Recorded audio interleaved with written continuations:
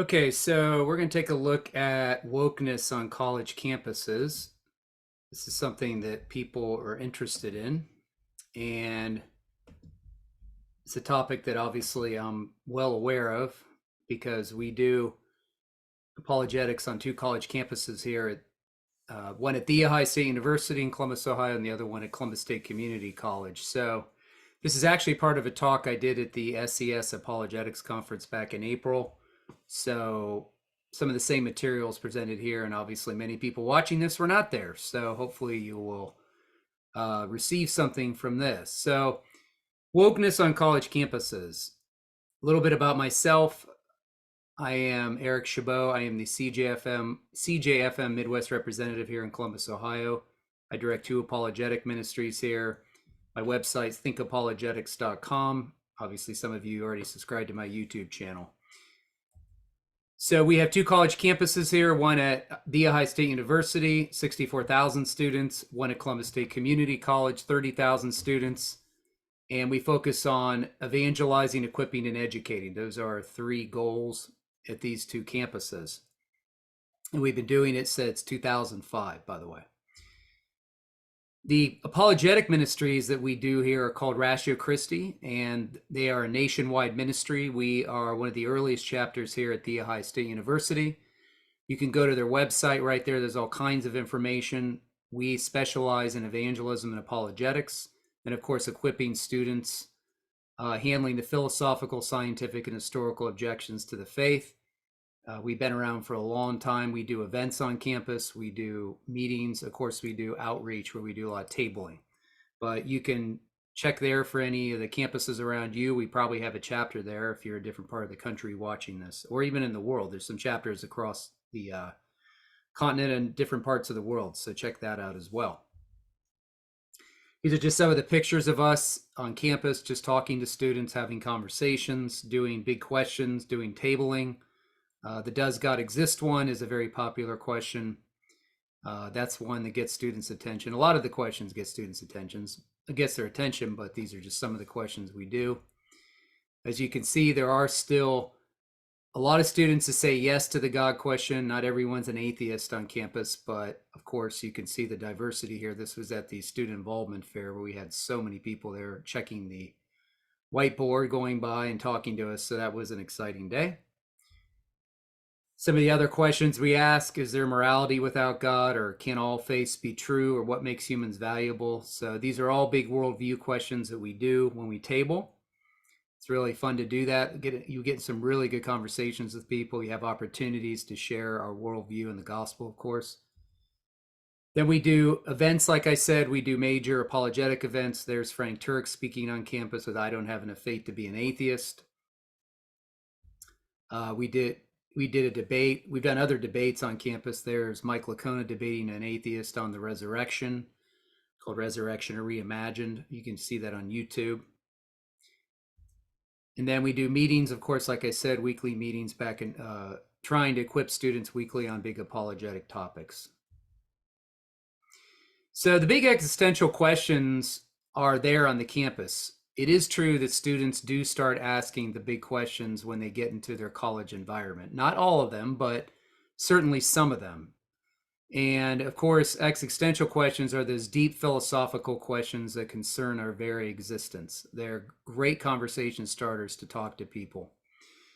Big existential questions are things such as what is the meaning of life, or what's your purpose in life? What is true happiness? Is there a God? Where do we go when we die? Where do we come from? Do humans have value? And if so, why? Of course, where does morality come from? And where do we get our identity from? So these are questions that students wrestle with when they get into the college environment. Of course, they could do that before. They could do that during their high school years. It's not restricted to college years. It could happen later on in life. But I'll just say that a lot of times we're dealing with these questions with students on a regular basis. These are the kinds of the big questions they are asking and talking about. Now it comes to being woke. That word woke has taken the forefront over the last 2 or 3 years, especially after the George Floyd incident a couple summers ago. And generally it just means to be conscious to be conscientious of injustice in society. You need to be aware. You need to be woken up, right, to how things are and why things are not the way they ought to be and how we can fix them. So it's being conscientious of certain injustices, no doubt about it. And there's nothing wrong, of course, with being conscientious about certain injustices. The Bible calls us to be aware of injustice, and God, of course, is a God of justice, and he cares about injustices, and we are called to help with those issues. So certainly it's not like always a negative thing when you say we want to be aware of certain injustices in society. The question is how we go about it. Some of these issues that surround wokeness are, of course, the issues of transgenderism and the LGBTQ issues. You have to be woken up to what they're going through. They need equality. They need they have rights and all those issues. Of course, racial issues, racial inequity, feminist issues. It could be the Israeli-Palestinian issue, which is still out there. Certainly hasn't been quite the hot topic the last couple of years. Some of the top two issues seem to be. Of course, abortion is now at the forefront again, dealing with the pro-life issue. And of course, it's certain political issues. So sometimes people have their own issue they think that they need to fight for, their own injustice, their own thing that they're really concerned about. So it doesn't necessarily pertain to this list. Now, American colleges and universities have been commended and criticized for being hotbeds of wokeness. There's no doubt that university professors, administrators, and students can be accused of some sort of inappropriate action when it comes to litmus tests related to race, gender-related diversity concerns. So if you don't agree with certain people on the campus or certain leadership about a woke issue, you don't take a stand the way they do, you don't agree with it, then you can get criticized. You may lose a job. You may lose your status there. There's all kinds of issues. So people want you to be on board with what they're doing and their view of what wokeness is and what their injustice is. And they want you to agree, generally sometimes want you to agree on how to fix it, okay? So wokeness has its roots in critical theory. Critical theory has definitely been on the campus for a long time. It's not something new. There's no doubt that after the Floyd incident, that critical race theory has become more dominant, certainly rose up at a higher level on college campuses. But it is a philosophy that divides people into two classes, the oppressors and the oppressed. So if you remain silent on any of these issues, as I said, it becomes a very political issue. If you don't side with the oppressed, and you try to take the side of the oppressor, then you can be perceived in a negative light. You may be canceled. Certain things can happen. Certain consequences are there. Now, according to this article, How Universities Got So Woke, it talks about looking at the administrators there. And according to Samuel Abrams, he says that not a week goes by I don't hear from frustrated students who feel they cannot speak freely. It's not just my students. Of course, a 2021 survey found that over 80% of American college students self-censor. But he says that, according to him, one of the reasons this is because college administrators are the most left-leaning groups on campus. According to surveys, liberal administrators outnumber conservatives 12-1. Just a scant 6% of campus administrators identify as conservatives to some degree, while 71% identify as liberal or very liberal. America's education programs teaches future administrators to deconstruct the society in which they live and then promote their views at work in dining halls, dormitories, or at campus. So there is a lot of that going on. We don't want to underestimate the influence that administrators have on students and what they're doing on campus. So that's a very good point he makes. Peter Boghossian, who is an atheist, by the way, outspoken atheist, but very, very concerned about the wokeness issue. He taught philosophy at Portland State University for a long time. Eventually, he resigned. He said he was done. Basically, he realized that what he was dealing with there was a lot of wokeness. This whole issue of critical race theory and the problems with wokeness and their agenda on campuses became just unbearable, at least to the point that he just realized that free speech was becoming a real problem. So, he actually resigned from his position there. So it's very interesting. And he is an atheist, as I said. So he's not some kind of Christian out there complaining. But anyway, so you could read about him, just look that up. Some college students have vocalized the dangers of wokeism on campus. They have spoken up. Some of these students here, there was an article about it. Not all students, but some of them. So some of them are getting tired of it on certain college campuses. And like I said, of course, you have to it depends on where you are, what campus. I don't want to come across as all campuses are the exact same. I don't know what campus you're near. It just depends on the campus. Okay. I would say maybe, some wokeness is always going to be there, but obviously some campuses are going to be worse than others, obviously. So, people are latching on to these social causes or a woke issue. Sometimes they jump on board to a certain agenda or woke issue because perhaps they need a purpose. They need a calling. They need something to latch onto. Some people need these issues to find their purpose in them, as I said. So that could be the case. So it opens up an opportunity for us to talk to them about this, like why are they latching onto these issues and why do they need a purpose, or what is their purpose? And I think that apologetics and worldview training can help lay the foundation behind the fight for issues of injustice, inequality, and rights. So what we try to do on campus is to get students to realize that the things they're fighting for and the things that they care about are really based in a biblical worldview in some way. They're really borrowing from a theistic worldview to do what they're doing. Now, they may not recognize it. They may not know anything about it. Most cases they haven't thought about it, but we can try to bring that up and try to dialogue with them about that. As Natasha Crane says here in her book, Faithfully Different, it says secularism is a neutral. It's a worldview based on some very specific assumptions. Feelings are the ultimate guide. Happiness is the ultimate goal, and judging is the ultimate sin, and God is the ultimate guess. And she's right. A lot of those things are out there on the college campuses, especially with wokeness, where people are going by their feelings or emotions. That determines reality. People are saying, get out of my way if you try to stand in the way of my happiness. Don't judge anything. And of course, God could sometimes just be the ultimate guess, or it's just like, well, we just can't know anything about God. So a lot of postmodernism is out there. Postmodernism has been here for a long time. It's a deconstruction of truth, language. Everybody has, in postmodernism, everybody has their own perspective. There isn't a necessarily objective truth. So the postmodern issue is been here for a long time, and it's still here. Obviously, that's what lies behind a lot of this thinking. Because you only have two ways of looking at it. You either start with the individual, which you are at the center of everything. You are the one who determines all reality.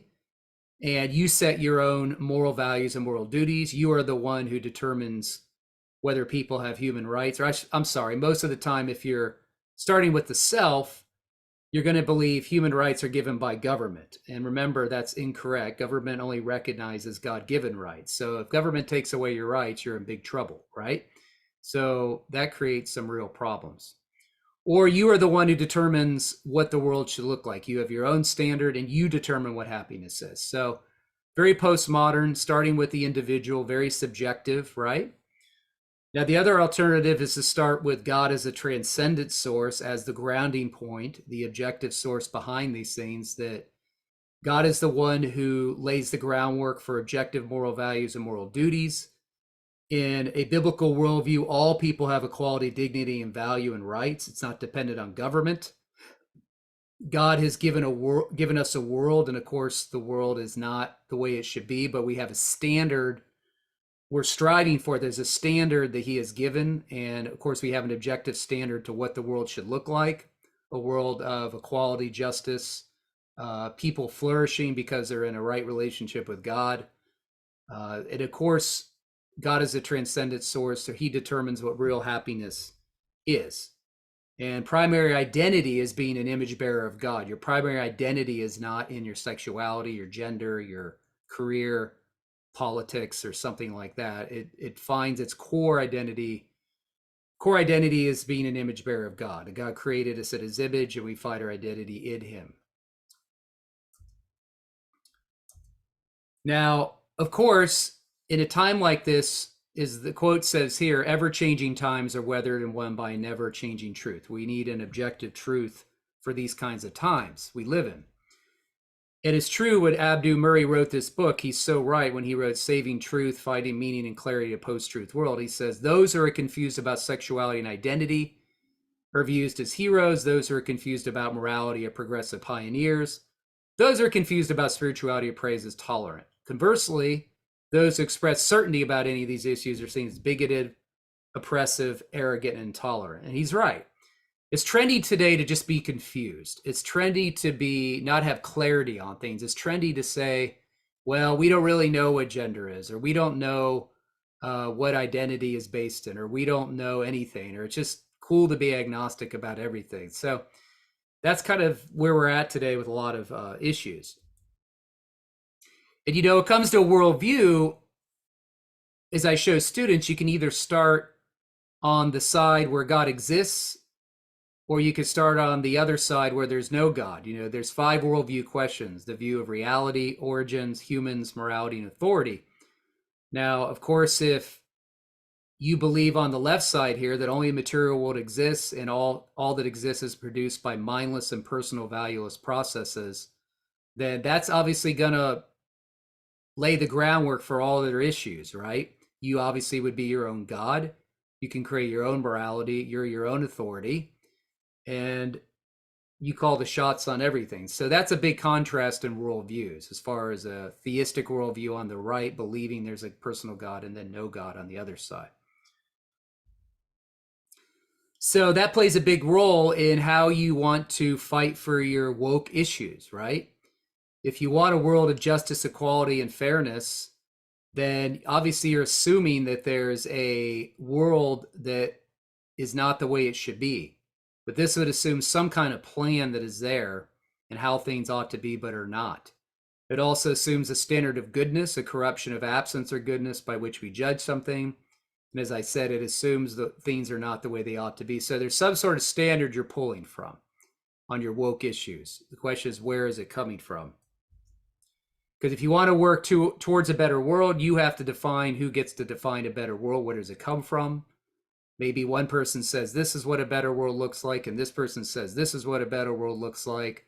One person thinks communism is a better place or better alternative for a better world. One person thinks socialism is a better thing to make a better world. Another person thinks capitalism is a better system for a better world. The list goes on. The point is, who gets to decide what the standard is? And, when you want to help people and work for equality, rights, and justice, meaning that you're fighting for this people group, it means that you must think people really matter. The question is why? When an atheist came up to me last year and she asked me if I believed in Black Lives Matter, but she did profess to be an atheist, my response to her was, why does anyone matter? After all, if you are the result of an impersonal, blind, material process, then obviously you're going to have to subjectively come up with your own views for why people matter. It's not based on any objective source. And my worldview, all people matter. All people are created in the image and likeness of God. They all have rights, value, and equality, dignity. It's not based on their skin color. It's not based on what they can do. It's not based on how smart they are. It's not based on anything but what God has said about them, that God has designated this to all humans. And it's for all people, all places, all times. They all have dignity, rights, and value. So as I said this question to her, why does anyone matter? She said to me, that's a good question. The question is, do we have intrinsic value, dignity, and rights because we're created in the image and likeness of a personal God? Or are we just an accident of nature and ultimately only a higher form of an animal? And the highest authority we have access to is each other, and that the only source for truth we have is science. So that's what we need to ask about that in that area. Remember, there's only one race, the human race, right? Caucasians, Africans, Asians, Indian, Arabs, Jewish people are not different races. They're different ethnicities of the human race. So ethnicity in the Bible is important to God. He created different ethnic groups for his glory. Obviously, it's a beautiful thing, but it's not to be absolutized. It's not to be worshipped. It's not to be idolized. We don't make race into an idol where that's all we care about and that's all we're consumed by and that's the only thing we find our identity in. So that's a very dangerous place to be, and that's what some people do. So they find their core identity of who they are in their ethnicity or skin color. Of course, that can happen with all different people groups. So that is not what the Bible teaches. Now, also, if you are fighting for woke causes and you are not a theistic believer, I mean, you don't believe in a personal God, the question is, why are you morally obligated to fight for a better world, and why are you morally obligated to fight for equality, justice, and rights? Because obviously you must think people really matter, as these books talk about. Your moral obligations or ethical obligations are influenced by your view of people. And, do you have the view of Richard Dawkins if you don't think there's a God? Is this your view of humanity? I'm not saying everybody agrees with this, but is this your view where he says, in a universe of blind physical forces and genetic replication, some people are going to get hurt, some other people are going to get lucky, and you won't find any rhyme or reason to it nor any injustice. The universe we observe is precisely the properties we should expect if there is at bottom no design, no purpose, no evil, and no good, nothing but blind, pitiless indifference. DNA neither knows or cares. DNA just is, and we dance to its music. So is that what you believe? Then how do you ground human value, human rights, and human dignity? Or do you have a view of the late William Provine, who passed away? This is a more depressing view. He said here in a debate with Philip Johnson, one of the founders of the intelligent design movement, he said, "Let me summarize my views of what modern evolutionary biology tells us loud and clear are basically Darwin's views. There are no gods, no purposes, no goal-directed forces of any kind. There's no life after death. When I die, I'm absolutely certain I'm going to be dead. That's the end of me. There is no ultimate foundation for ethics, no ultimate meaning in life, and no free will for humans either." What an unintelligible idea. So that's a very sobering view, but if you think about it, if you're going to fight for a woke cause and that's your view of reality, then the question is, why are you fighting? What is the point? I guess you could come up with your own views of human rights, human value, and dignity. It's very subjective. It's going to vary from person to person, because Hitler might say humans have no value, and you might say the Jews do matter, but the next person may say, well, this people group doesn't matter and this people group does matter. It's just purely varies from person to person, right? Now, it's interesting to me that many students on college campuses do still think there's a God. Like, they say yes to this question. We still do get a lot of yeses. And one of the biggest reasons they say yes is because they don't seem to agree with this scenario. They believe that creation bears witness to a creator. So they seem to think that this falling scenario doesn't make any sense. They don't necessarily articulate it like this, but this is what they generally would believe. They don't accept the fact that the universe was produced by mindless, non-conscious, non-moral processes. They don't believe human beings were produced by an undirected, valueless process. They don't seem to think that life somehow emerged from non-living matter. They don't think all the cosmic constants just happen to be right. Given enough time and many possible worlds, we got the universe we got just by pure chance. So they seem to reject that scenario. And remember, these are students that are going through evolutionary biology. They're taking, classes on campus. So anyways, and as I said, a lot of complaints in the wokeness crowd, that they complain about, they'll say something's not fair, that's not right, they want justice, that's morally wrong, that's evil.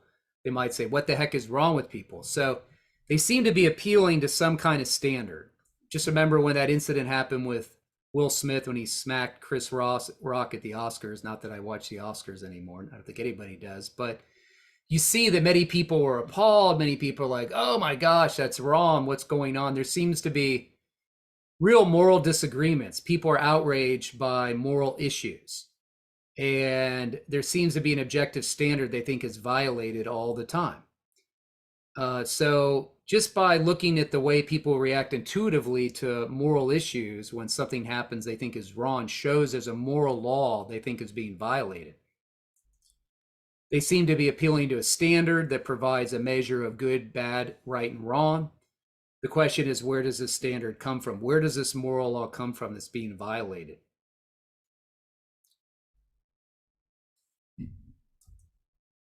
Remember, moral values have to do with whether something's good or bad. This has to do with something's worth. Your moral values are things like love, justice, mercy.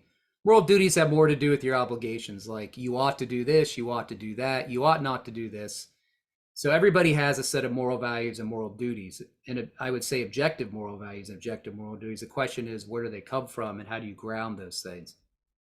Objective means they're independent of people's opinions and preferences. Subjective morality is based on your personal feelings, opinions, preferences, and tastes. So, if you like vanilla ice cream, that's a subjective preference, right? Without belief in a personal God, you're probably going to get a lot of subjective morality. Of course, many people do think morality is subjective. They don't believe in objective morality. But as my response is, if you don't believe in subjective morality, if you don't believe morality is objective, then why did people burn down cities, fight for defunding the police, and start to teach critical race theory after the Floyd incident if they only believe it's just their opinion of what happened to Floyd was wrong? Most people would probably say it was objectively wrong what happened to George Floyd. It is objectively wrong for all places, at all places, all times, no matter what, for what happened. It would be wrong everywhere, across culture, across everywhere. So I think most people do believe in objective morality. They're just not understanding it. So that's something to bring up with people. Now, if morality is determined by the culture, we need to remember during the Nazi war crimes that when they tried to say it was just the Nazis are going by their own culture at the time, they couldn't be tried, they couldn't be prosecuted because they said, we're only going by German culture. This is what we learn. We can't be held accountable for this. Well, the Chief Counsel of the United States, Robert Jackson, stood up and said the only way to judge any culture, he argued, is to appeal to a law above the law. So he was appealing to a moral law that transcends culture and applies to both the winners and losers of the war. So you have to have some sort of moral law in place to judge one culture as wrong over the other. So I think that when it comes to talking to people about wokeness, I would say that a theistic worldview is a better fit. I think we can show people that our worldview helps explain things, why they're interested in justice, moral values, moral duties, moral obligations, and fairness.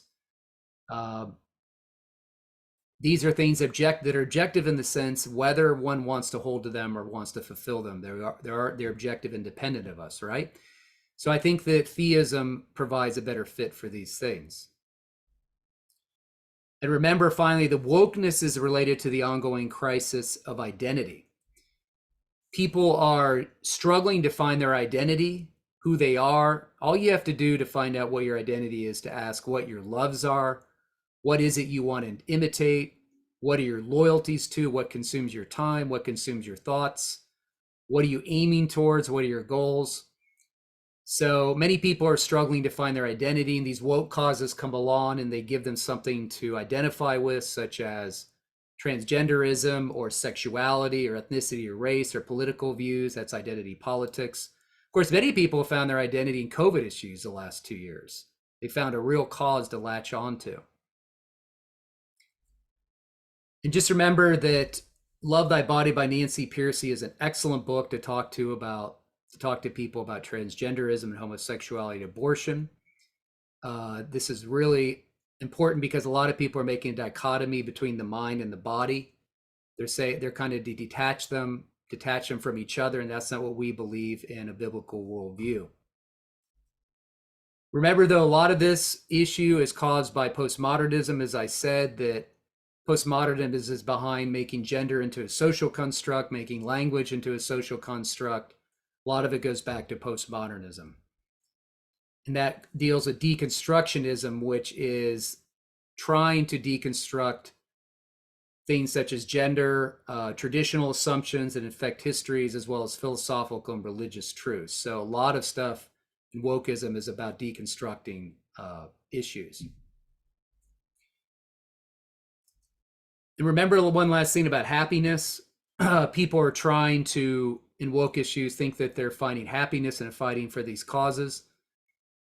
J.P. Moreland, Klaus Isler wrote a book called The Lost Virtue of Happiness, and they say that Americans are obsessed with being happy, but they're very confused about what true happiness is.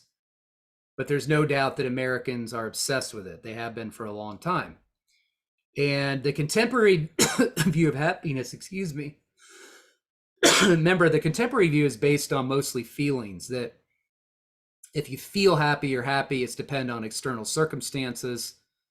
It's based on something that's fleeting. It's coming and going. It's based on something that's happening to you right now. But a classical view of happiness is based on a settled tone. It's not based on circumstances. It's something that's permanent and stable. It's something that you can have in the midst of circumstances. It's really more about joy, to be honest. You can have joy in the midst of circumstances, no matter what they are. But the happiness people are pursuing today is very feeling oriented. So it comes from having one positive feeling and then not having a positive feeling. It comes from circumstances, being popular, being seen all over social media. So that's going to lead to problems, of course. So you can get that book. It talks more about that. So that's about it for now. I hope that you understood some of the things that are happening about on wokeness and how we can talk about them with students or others on college campuses, that we have the foundation to ground these issues that they're fighting for: justice, equality, rights, and human dignity and human value. So having said that, I hope you have a great day, and thanks for joining us.